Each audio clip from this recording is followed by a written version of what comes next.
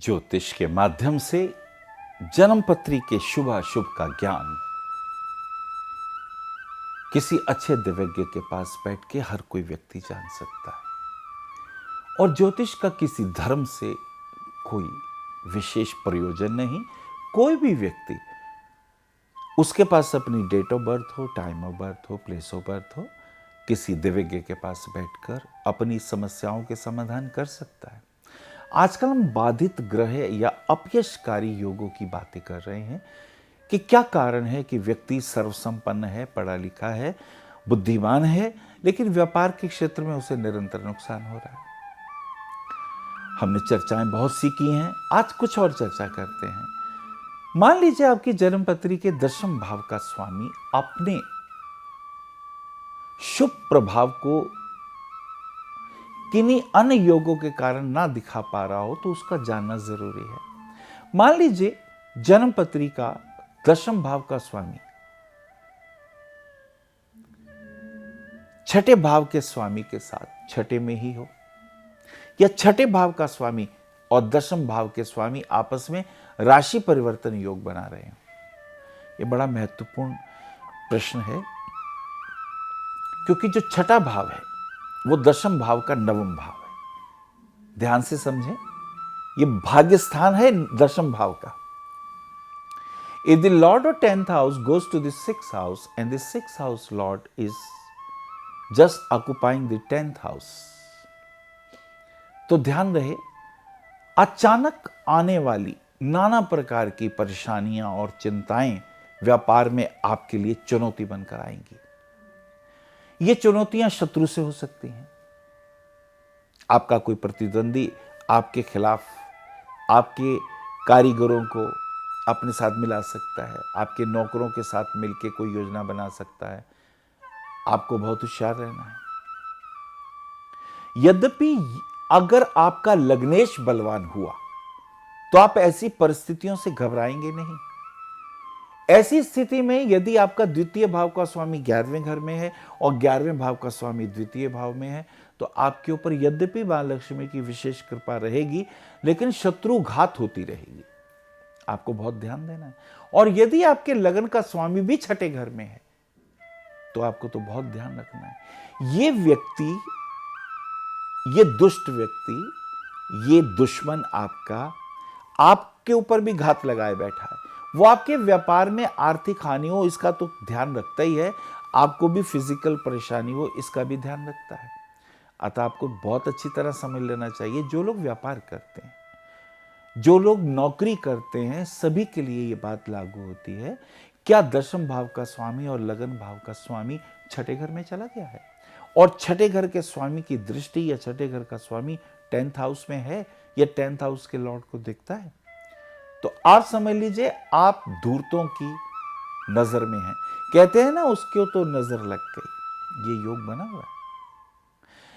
एक और योग की चर्चा करते हैं, छठे से छठा यानी 11वें भाव का स्वामी यद्यपि धन की दृष्टि से शुभ है, परंतु छठे से छठे होने का कारण यह भी शत्रु बाधा का और रोग का कारक बन जाता है।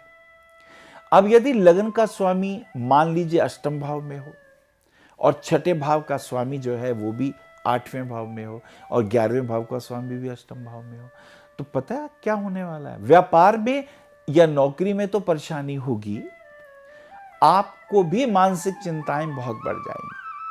और ऐसी स्थिति में यदि चतुर्थ भाव के स्वामी के ऊपर राहु का, शनि का, मंगल का क्रूर प्रभाव हो तो ऐसे व्यक्ति बहुत चिंतित हो जाते हैं, डिप्रेस्ड हो जाते हैं, ल्यूनेटिक तक देखे गए हैं ऐसे व्यक्ति। अगर 4th हाउस का लॉर्ड बहुत वीक है, अस्त है, वक्री है, नीचका है, छठे 8वें में है या 12वें में है, तो इनको अपने ऊपर विश्वास नहीं रहता। ये दूसरों से पूछते हैं, उनसे पूछने पर भी इन्हें विश्वास नहीं होता। आपने देखा कितना महत्वपूर्ण है ज्योतिष। विशेष रूप से यदि आप कोई व्यापार कर रहे हो, बिजनेस कर रहे हो। आजकल चूंकि हम व्यापार की बात कर रहे हैं तो आपने देखा 10वें भाव का स्वामी कर्म, लगन यानी आप, चतुर्थ यानी आपका मन, यानी आपका चतुर्थ भाव को बलवान होना चाहिए, आपके लग्न के अधिपति को बलवान होना चाहिए और दशम भाव के अधिपति को भी बलवान होना चाहिए। अगर ये तीनों फैक्टर आपके अच्छे हैं तो हम 50 नंबर देंगे आपको कि आप योग्य हैं, अच्छा काम कर सकते हैं। लेकिन अगर 5th हाउस, 2nd हाउस के अधिपति भी बलवान होकर 11th हाउस को देख लें या आपके एसेंडेंट अधिपति को देख लें, तब हम कहेंगे आप 75 से 80% व्यापार में सफलता पाने के लिए ही पैदा हुए हैं। और यदि आपको मैं महान उद्योगपतियों की श्रृंखला में रखूं, तब तो बहुत जरूरी है कि गुरु का भी आपके ऊपर शुभ प्रभाव हो, तब आप भाग्यवान हो जाते हैं।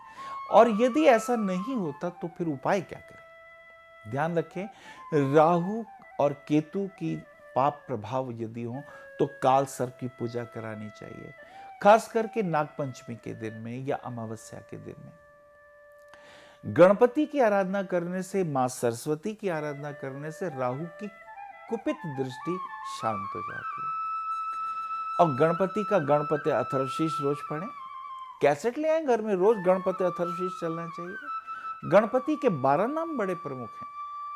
ओम सुमुकुश्च एकदंतश्च कपिलो गजकर्णिका, लंबोदर विकटो विघ्ननाशो विनायका, धूम्रकेतुर गणाध्यक्षो भालचंद्रो गजानना, द्वादश एतानि नामानि य पठेत स्मरेत च, तस्य विघ्न नास्ति तस्य शांतिर्भवति तस्य विजया भवति। रिद्धि सिद्धि का आशीर्वाद मिलने लगता है और भगवान शिव की प्रसन्नता से भी राहु शांत होते हैं। रुद्राभिषेक कराएं, महामृत्युंजय मंत्र का जाप कराएं, खुद करें, प्रातःकाल उठ के भगवान शिव के सामने बैठ जाएं, ओम नमः शिवाय ही बोल दें। ये पंचअक्षरी मंत्र है, नमः शिवाय पंचअक्षरी मंत्र है। ओम नमः शिवाय 6 अक्षरों का मंत्र है या 33 अक्षरों का भी मंत्र बोल सकते हैं। इससे राहु केतु शांत हो जाते हैं। और यदि सूर्य का प्रभाव हो, सूर्य नीच का हो, बुध को प्रभावित कर रहा हो, तो आदित्य हृदय स्तोत्र का पाठ करें, रामायण का पाठ घर में करना शुरू कर दें, सूर्य शुभ हो जाते हैं। ध्यान रहे, राहु केतु शनि सूर्य या दशम भाव का स्वामी कमजोर होकर इन ग्रहों के प्रभाव में आते हैं। इन्हीं ग्रहों की दशाएं अंतरदशाओं में व्यापार में हानि होने लगती है। इससे बचने का क्या तरीका है? पाप ग्रहों के प्रभाव का दान करना चाहिए। दान करें, गरीबों का दान करें, अन्न दें, भोजन दें, दवाइयां दें, बच्चों को एजुकेशन कराएं। कुछ ना कुछ आपके कमाए हुए धन से समाज में भला होना चाहिए। पढ़ा सकते हो तो पढ़ाएं, धन दे सकते हो तो धन दें। आर्थिक दृष्टि से, सामाजिक दृष्टि से आप जितना हो सके दूसरों के काम आए। आप देखेंगे आपकी इन कार्यों से देवों के आशीर्वाद मिलने लगे। इस छोटी सी मुलाकात में, इस छोटी सी एक आध्यात्मिक प्रभु की कृपा में हमारा उद्देश्य आपको जागरूक करना है। हमारा उद्देश्य आप सभी को ज्योतिर्मय बना देना है। भगवान शुक्राचार्य की, भगवान पराशर की, ये सब भाग्यवान हैं, आध्यात्मिक पुष्प हैं। इन सभी का आशीर्वाद प्रत्येक व्यक्ति के भीतर हो, प्रत्येक व्यक्ति आलोकित हो, प्रत्येक व्यक्ति आनंदपूर्ण हो, भय से मुक्त हो। ऐसी ही हमारी इच्छा है। इसी दृष्टिकोण से ज्योतिष को विषय बनाते हुए हम आपको एक वो दृष्टि देना चाहते हैं जिससे आप कभी भी भयभीत ना हो। इसमें मजहब आता ही नहीं। वो पुरानी बातें गई कि हम तो मानते ही नहीं, हम तो भगवान पे भरोसा करते हैं। भगवान पे भरोसा करो, लेकिन तुम बीमार होते हो तो दवाई लेते हो ना डॉक्टर से, दिखाते हो ना अपनी नाड़ी किसी वैद्य को। कहीं मुकदमा हो जाए तो वकील को लाते हो ना बीच में, वहां भी करा करो भगवान पे भरोसा। क्या करो, हम तो प्रभु पे ही भरोसे हैं। पर तुम बहुत चतुर हो, बीमार होते हो तो डॉक्टर के पास जाते हो, तब ईश्वर के भरोसे नहीं रहते। और कोई मुकदमेबाजी हो जाए तो वकील करते हो, तब भी तुम चतुराई दिखाते हो। लेकिन यदि ज्योतिष की बात आए तो तुम समझते हो तुम बहुत बुद्धिमान हो इसका विरोध करने पर। अरे ये एक विद्या है, ब्रह्म विद्या है।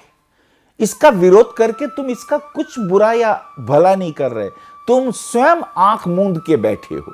प्रकाश उदय है, सूर्य सामने है, तुम पीठ किए बैठे हो।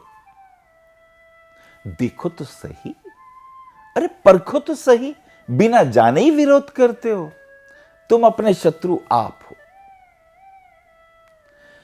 आज चर्चा कर रहे हैं ज्योतिष के माध्यम से कैसे पता चले। चलिए, दशम भाव कर्म क्षेत्र है, और यदि दशम भाव का स्वामी सूर्य हो जाए, सूर्य तो राजा है और सरकारी नौकरी में इस सूर्य का बहुत बड़ा हाथ है। यदि दशम भाव के स्वामी के साथ सूर्य की स्थिति हो और यह स्थिति बलवान हो, शुभ ग्रहों द्वारा देखी जाती हो, तो व्यक्ति को अच्छी नौकरी मिलती है। सूर्य प्रकाश के देव हैं, अगर दशम भाव में जाते हैं तो इसका मतलब आपका दोपहर का जन्म है। और यदि इस दशम भाव के स्वामी उच्च का हो, शुभ ग्रहों द्वारा देखा जाता हो, तो नौकरियां अच्छी होती हैं। लेकिन हम तो बाधित योगों की बात कर रहे हैं, यानी अगर 10th हाउस का लॉर्ड नीच का हो या उसके ऊपर नीच के सूर्य का प्रभाव हो, ऐसे व्यक्ति को नौकरी नहीं मिलती, सरकारी नौकरी नहीं मिलती। मिल जाए तो छूट जाती है या वो खुद ही छोड़ देता है। आज मेरे ऑफिस में एक बेटी आई, बोलती मैं तो गुरुजी नौकरी छोड़ के आ रही हूं। उत्सुकता हुई, देखूं उसकी जन्म पत्री, और जन्म पत्री देखी तो वहां देखा उसका दशम भाव में राहु और शनि का प्रभाव, और दशमेश नीच का होकर छठे भाव में, और छठे भाव के राहु की दृष्टि भी वहां पंचम। वो बोली मैं इतनी दुखी हो गई, मेरे आसपास के लोग मेरे विरोधी हैं, ताने दे दे के मुझे दुखी कर दिया, और आज मैं नौकरी छोड़ आई हूं। कहीं तुम्हारी पत्री में भी तो दशम भाव पर राहु की दृष्टि नहीं, कहीं सूर्य नीच का तो नहीं है, कहीं दशम भाव का स्वामी छठे 8वें 12वें तो नहीं है, कहीं दशम भाव के स्वामी के ऊपर राहु केतु शनि इत्यादि ग्रहों का तो प्रभाव नहीं है। यदि है तो नौकरी में विघ्न आएंगे। यदि दशम भाव की राशि चर राशि हो, चर राशि का अर्थ होता है 1 4 7 10, यानी मेष राशि, कर्क राशि, तुला राशि, मकर राशि, ये चर राशि है। तो नौकरियां आती हैं जाती हैं, आती हैं जाती हैं, स्थिर नहीं होती। इसके विपरीत दशम भाव में स्थिर राशि हो,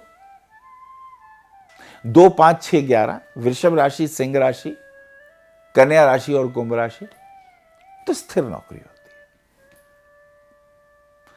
और कहीं द्विस्वभाव राशि तो नहीं है, जैसे मिथुन राशि, कन्या राशि, धनु राशि और मीन राशि, तो नौकरियां कभी आदमी सोचता है मैं नौकरी करूं कि व्यापार करूं। मेरे पास अक्सर आते हैं नौकरी करने वाले, आते हैं गुरुजी व्यापार करें तो, और जो व्यापार कर रहे होते हैं वो कहते हैं गुरुजी मैं सोचता हूं कहीं नौकरी कर लूं। बुद्धि भ्रमित होती है। तो ज्योतिषी तो बताएगा तुम्हें और कौन बता सकता है? तुम्हारे ही पूर्व जन्मों के कर्मों से तुम देख सकते हो। सूर्य के ऊपर पाप प्रभाव हो, शनि का प्रभाव हो, अच्छी नौकरी नहीं मिलती। मिल जाए तो बॉस के साथ या नीची परिस्थिति के लोगों के साथ। अब जैसे चपरासी हैं या जो नीचे स्तर के लोग हैं, स्तर नीचे का अर्थ समझ लें, जैसे कोई ऊंचे पदवी पर है और आपसे नीची पदवी वाला जो व्यक्ति होगा। नीची का अर्थ कोई जातिवादी से नहीं है, नीची का अर्थ एक और भी गहरा है। यदि सोच नीची हो तो भी व्यक्ति नीची हो जाता है, नीच की हरकतें करने वाला हो जाता है। हमने देखा है राहु शनि का प्रभाव दशम भाव के स्वामी पर हो और सूर्य नीच का हो, इस व्यक्ति को सरकारी नौकरी नहीं मिलती, और अगर मिल जाए तो छिन जाती है। इसके ऊपर दोष लगाए जाते हैं, गबन के दोष लगते हैं, चरित्रहीनता के दोष लगते हैं। ऐसा व्यक्ति अपने आसपास के एटमॉस्फेयर से इतना दुखी हो जाता है कि अपनी इज्जत बचाने के लिए जॉब छोड़ देता है। क्या करें? घबराए नहीं। दशम भाव का स्वामी यदि कमजोर हो तो उसको बलवान कीजिए, उसका रत्न पहन लीजिए। रत्न हमेशा उच्च कोटि का होना चाहिए और वृत शांति गण सूक्तों का पाठ विधिवत होना चाहिए। यह वैदिक उद्घोष है। रत्न पहन सकते हैं, रत्न हमेशा अच्छा पहने, रुद्राक्ष पहन सकते हैं। आप हमारे पास आएंगे तो हम बताएंगे दशम भाव में कौन कौन सी राशियां हों तो कौन कौन से रुद्राक्ष पहने, कौन सा रत्न पहने। मान लीजिए दशम भाव में मीन राशि हो तो मीन राशि के साथ साथ हमने अनुभव से देखा है कि अगर पुखराज के साथ साथ कैट्स आई भी पहन लें तो जॉब में उन्नति जल्दी होने लगती है। ये एक अलग विषय है, कभी रत्न विषय के ऊपर उठाएंगे, रत्नों पे बात करेंगे तो इसकी हम चर्चा करेंगे। अभी तो समझे सूर्य यदि नीच का या कमजोर हो जाए, आदित्य हृदय स्तोत्र का पाठ करें, गायत्री मंत्र का पाठ करें, सवेरे उठ के भगवान सूर्य को जल दें। आदित्य हृदय स्तोत्र का पाठ करने से, रामायण का पाठ करने से, भगवान राम जी का मंत्र बोलने से, ओम रामाय नमः, रघुपति राघव राजा राम, पतित पावन सीताराम, यही बोलते रहो। राम जी का ध्यान करने पर सूर्य का बल मिलता है। पिता के चरण छूने से, पिता के आशीर्वाद लेने से नीच का सूर्य उच्च का हो जाता है। पिता तुल्य जितने भी पालक हैं, आपके बड़े हैं, उनका आशीर्वाद लीजिए, आपको आशीर्वाद मिलने लगेगा। ये चर्चा भी जारी रहेगी। और कौन कौन से ग्रह हैं जो हमारे कार्य को बांधते हैं, कल देखना ना भूलें। नमस्कार। आप आचार्य श्री अनिल वत्स जी के आध्यात्मिक प्रवचन, ध्यान व ज्योतिष संबंधी मासिक राशि फल फेसबुक, यूट्यूब, www.astroanilvats.com पर भी देख सकते हैं। For appointment Bhavishya Kathan Monday to Saturday 11 AM to 6 PM, BE 279, street number 6, Harinagar, new Delhi 110064। Phone number 9891739999, 98181 89993, 98108870002, 88600063030। Website www.bhavishyakathan.com, Acharya Anil Vats @gmail.com।